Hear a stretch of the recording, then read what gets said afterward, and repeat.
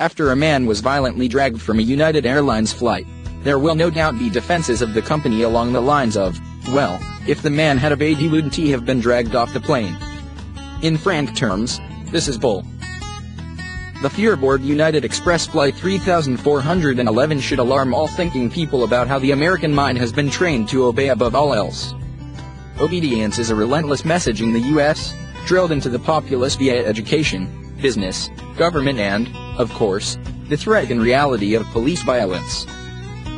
As George Carlin put it, the American ruling class doesn't want well-informed, well-educated people capable of critical thinking. Rather, it wants obedient workers, people who are just smart enough to run the machines and do the paperwork, and just dumb enough to passively accept all these increasingly shittier jobs. Was an act of racial violence? Let us look at what we know. The Chicago Police Department identifies the passenger as a 69-year-old Asian man. There seems to an unhealthy logic in thinking if he had refused to give up his seat, the appropriate response was violence. People tweeting "What would you have done?" as if the only choice was unleashing law enforcement upon an elderly person, reveals how the American moral imagination dwells in what Get Out director Jordan Peele might call our collective sunken place. The same logic is often applied to black men who don't survive encounters with the police. If he'd obeyed, he'd be alive.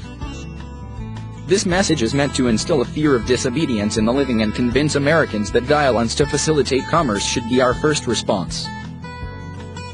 The Chicago Police Department's statement describes the passenger becoming irate when asked to disembark from the flight, then claims that he fell, striking an armrest and causing injuries to his face. That this so brazenly contradicts what we can all see on video speaks to the belief of American law enforcement that the public will obey it, regardless of what we can see with our own eyes. Of course, the onus in this debacle was on United for overselling the flight, not on the person who bought the ticket. The United CEO's technocratic statement of apology for having to re-accommodate these customers disgusts me, as does the defense that its employees followed established procedures. When your procedures wind up with a man drooling blood and saying "just kill me," they're not defensible.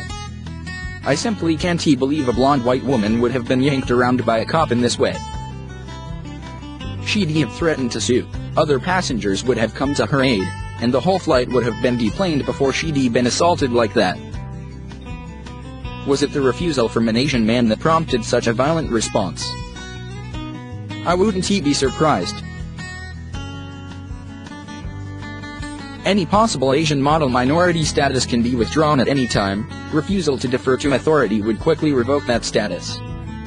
What message does this incident send to Asians and Asian Americans? It reinforces that they had better obey, or else.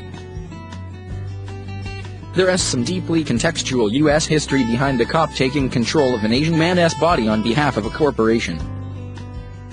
Asian bodies have been violently moved by the U.S. and American corporations alike, from the use of Chinese immigrants for the dangerous work of building the Transcontinental Railroad after the American Civil War, to their rejection via the Chinese Exclusion Act of 1882, to Japanese internment during the Second World War.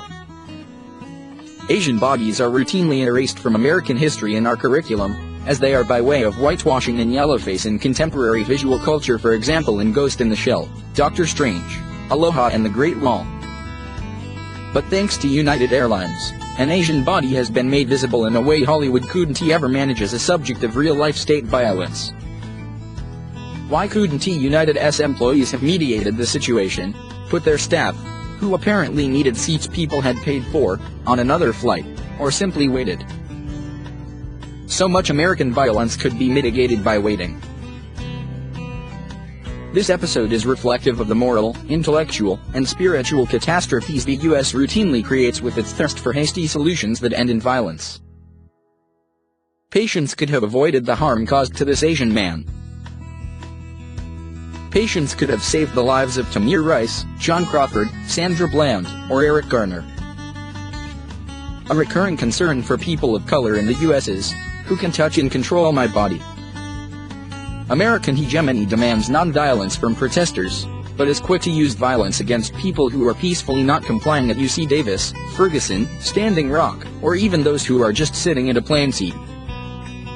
In every case, a lack of moral imagination, critical thinking, and patience allowed a situation to a level of state violence, sometimes lethally, against people, mostly of color. A recurrent concern for people of color in the US is, who can touch and control my body?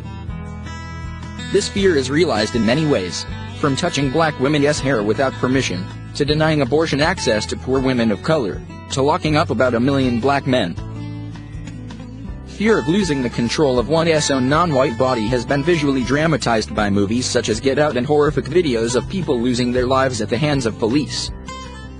And while we've long known about the dangers of driving while black, thanks to United Airlines, the airplane has become a new arena for these kinds of fears, especially for people who are flying while Asian.